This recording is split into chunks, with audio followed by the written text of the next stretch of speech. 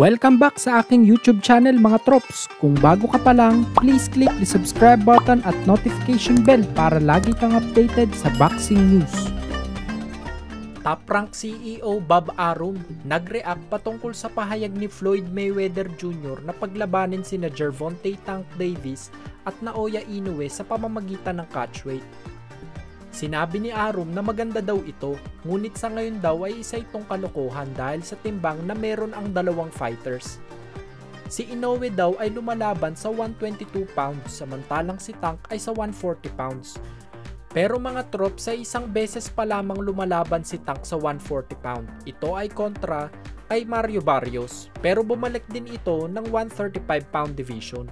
So mga tropes, kung maglalaban ang dalawa sa catchweight ay 2 hanggang 3 division pa rin ang kailangang talunin ng Japanese Monster.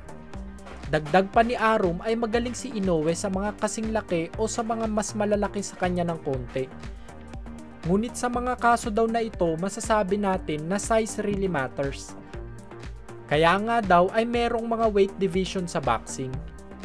Kahit sinabi ni Arum na kayang umakyat ni Inoue hanggang sa 135 pound division ay sa ngayon ay alanganin pa rin ito para sa kanya.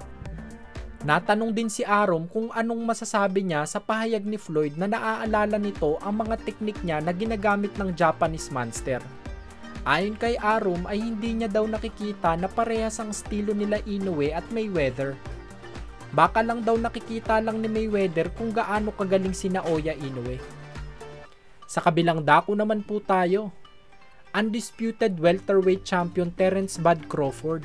Sinabing lose-lose situation daw kung papalagay niya ang IBF mandatory challenger ngayon na si Haron Boots Ennis. Sinabi ni Crawford na kung mananalo daw siya ay maraming magsasabi na bata pa lamang si Ennis at hindi pa handa kay Crawford. Hindi pa daw na ibabangga at nasusubukan si Ennis sa mga bigating welterweights.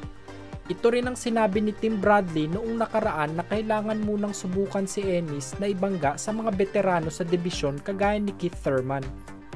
Sa ngayon mga tropes ay marami namang pwedeng ibangga kay Ennis kagaya nila Keith Thurman, Yordenis Ugas, Eimantas Stanionis, Errol Spence Jr., Adrian Broner, Overhill Ortiz Jr.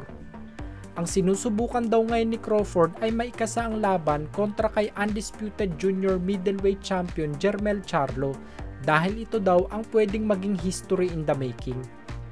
Nagsumikap daw siya para makarating sa estado niya ngayon at may karapatan daw siyang gawin kung anong gusto niyang gawin. Sa pahayag na ito ni Crawford mga trops ay hindi naman ito makukonsidera na cherry picking dahil mahirap din ang gusto nito na umakyat ng timbang para labanan ng undisputed champion dito. Kaso nga lang mga tropes ay may paparating din na laban si Jermell sa September 30 kontra naman kay Canelo Alvarez. Kaya kung sakaling mag-utos na ang IBF depensa ng titulo ay dapat i-entertain ito ni Crawford. Kung nagustuhan nyo ang balita na iyon mga tropes, bigyan nyo naman ako ng isang suntok sa like button dyan. Yun lamang po at maraming salamat.